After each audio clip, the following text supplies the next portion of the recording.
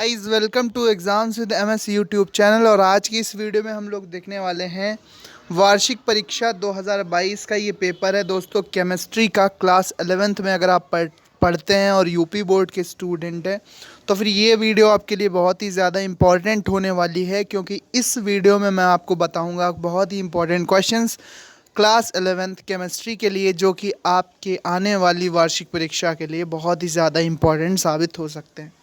तो सबसे पहले यहाँ पर आप सारे इंस्ट्रक्शन पढ़ सकते हैं कि सभी प्रश्न अनिवार्य हैं, सभी प्रश्नों के अंक उनके सामने लिखे हुए हैं।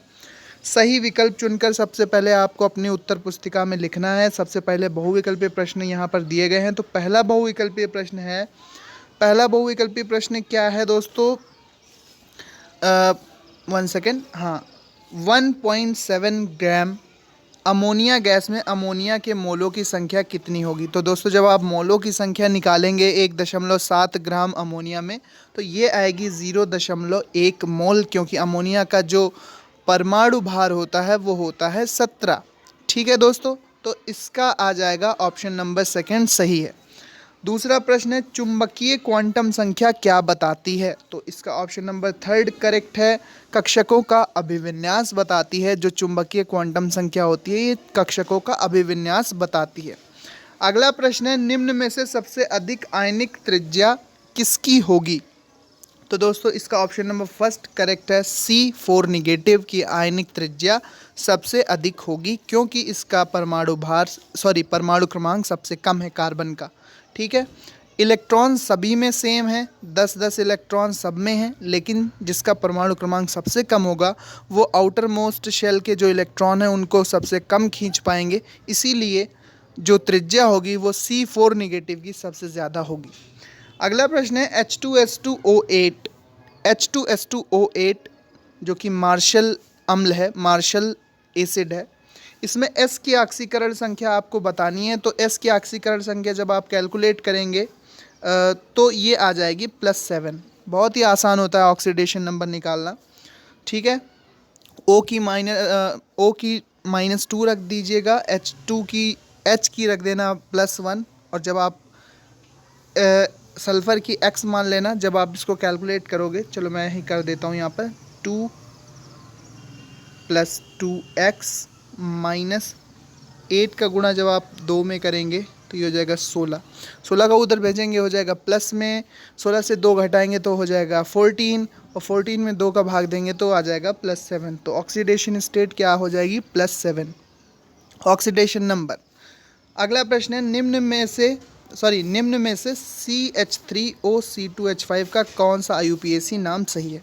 तो दोस्तों इसका नाम देखिए होगा मेथॉक्सी एथेन। तो ऑप्शन नंबर थर्ड करेक्ट है। IUPAC नामकरण आपने पढ़ा होगा।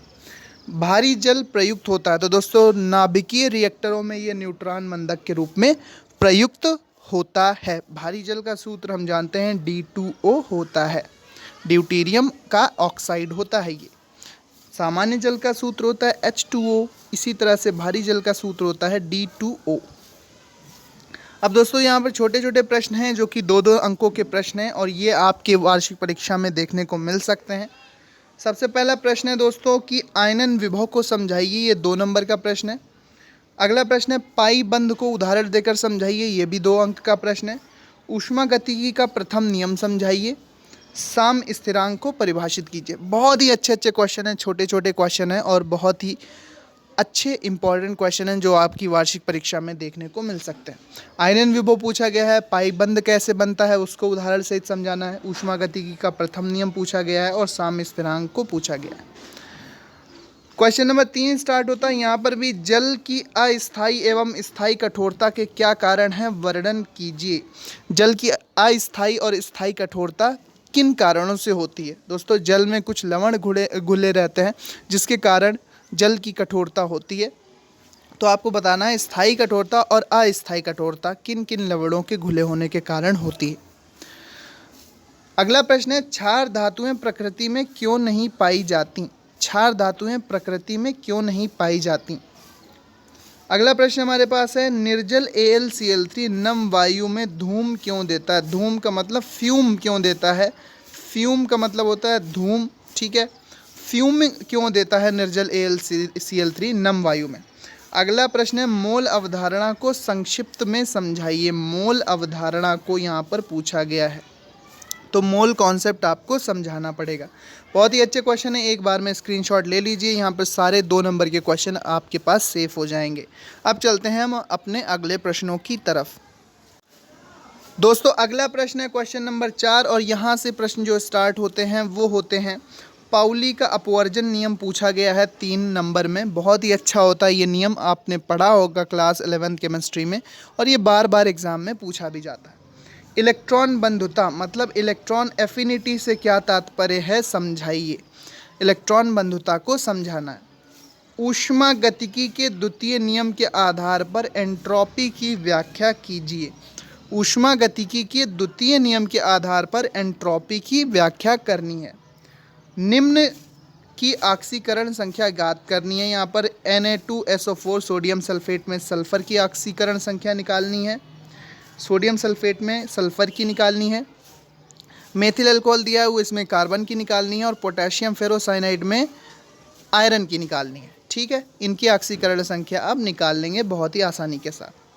अगला प्रश्न है प्रश्न नंबर 5, निम्नलिखित समीकरण को आयन इलेक्ट्रॉन विधि द्वारा संतुलित कीजिए। आयन इलेक्ट्रॉन विधि द्वारा इसे संतुलित करना है। ये 4 नंबर का प्रश्न आपको देखने को मिल सकता है।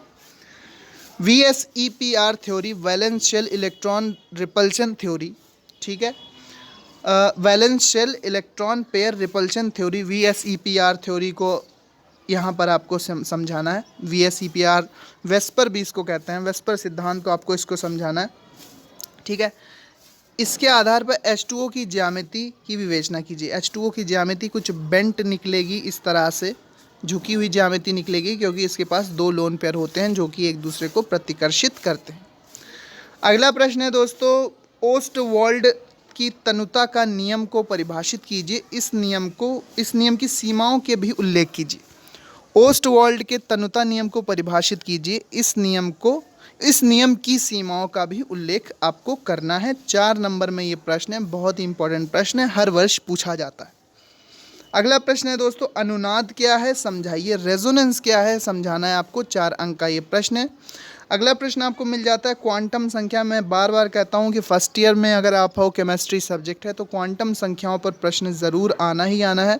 क्वांटम संख्याएं क्या होती हैं, प्रत्येक क्वांटम संख्या के मान संभावित मान के साथ लिखिए। 5 नंबर का क्वेश्चन आ गया क्वांटम संख्या से इस पेपर में। इसको ज़रूर तैयार करना, आपकी वार्षिक परीक्षा में भी आ सकता है। यही आएगा, मैं नहीं कह रहा हूँ, ये केवल एक मॉडल पेपर है। अगला प्रश्न है, कक्षकों के संकरण से आप क्या समझते हैं। sp3d संकरण को एक उदाहरण द्वारा स्पष्ट कीजिए। कक्षकों के संकरण से आप क्या समझते हैं। sp3d संकरण को एक उदाहरण द्वारा स्पष्ट कीजिए। अगला प्रश्न दोस्तों हमारे पास है कि किसी लवण की विलेयता तथा अविलेयता गुणनफल में क्या संबंध है। किसी लवण की विलेयता तथा अविलेयता गुणनफल में क्या संबंध है, यहाँ पर आपको ये प्रश्न देखने को मिल रहा है 5 नंबर में। अगला प्रश्न दोस्तों हमारे पास है, निम्न पर आपको संक्षिप्त टिप्पणी लिखनी है। हाइड्रोजन आबंध पर संक्षिप्त टिप्पणी लिखनी है, उपसहसंयोजक आबंध पर संक्षिप्त टिप्पणी लिखनी है, और वैद्युत ऋणात्मकता पर आपको संक्षिप्त टिप्पणी लिखनी है। तीनों पर आप शॉर्ट नोट लिख देंगे, संक्षिप्त टिप्पणी लिख देंगे, मतलब छोटा सा नोट लिख देंगे, तो आपको 5 नंबर मिलेंगे। अगर आप ये नहीं कर पा रहे हैं या आपको नहीं आता है, तो फिर आप कर सकते हैं दोस्तों, अथवा में आपको विकल्प दिया है, इलेक्ट्रॉनिक विन्यास के आधार पर क्षारीय धातुओं के तत्वों की आवर्त सारणी में स्थिति की विवेचना कीजिए। इलेक्ट्रॉनिक विन्यास सबका लिखना है आपका, कौन सी धातुओं का, क्षारीय धातुओं का, और इनके इलेक्ट्रॉनिक विन्यास के आधार पर आपको इन तत्वों की आवर्त सारणी में क्या स्थिति बनती है या बननी चाहिए, उसकी विवेचना करनी है।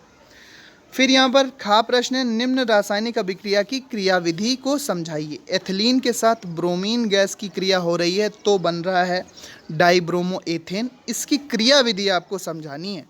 एथिलीन यहाँ पर है और इसकी अभिक्रिया किसके साथ कराई गई है, ब्रोमीन के साथ कराई गई है, तो ये बन जा रहा है डाइब्रोमो एथेन।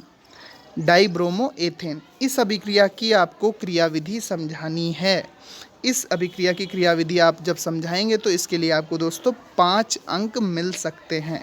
ठीक है, अगला प्रश्न है, अगर आप ये क्रियाविधि वाला क्वेश्चन नहीं कर पाते हैं तो अथवा में आपको एक विकल्प दिया है कि फिटकरी का सामान्य सूत्र जानते हैं, K2SO4Al2SO4, 10th में पढ़ा होगा आपने पोटाशियम का, K2SO4Al2SO4 का होल थ्राइस इंटू 24H2, इस तरह से होता है K2SO4Al2SO4 का होल थ्राइस इंटू 24H2O।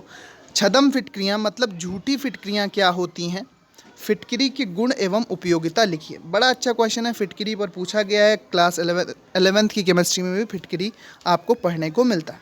तो ये था दोस्तों पूरा पेपर। उम्मीद करते हैं आपने सभी क्वेश्चन को अच्छे से समझ लिया होगा। इसी आधार पर अगर आप तैयारी करते हो तो ये सभी के सभी प्रश्न बहुत ही इंपॉर्टेंट साबित हो सकते हैं आपकी वार्षिक परीक्षा के लिए। तो दोस्तों मिलते हैं अपने नेक्स्ट वीडियो में। ये वीडियो आप देख रहे थे exams with MS YouTube channel पर। Thanks for watching and listening me and good luck for your future दोस्तों। Thank you and bye bye. Screenshot ज़रूर ले लेना, सभी क्वेश्चन सिंपल हैं, अच्छे हैं और बार बार पूछे जाते हैं और इम्पॉर्टेंट हैं। ठीक है, तो good luck and bye bye.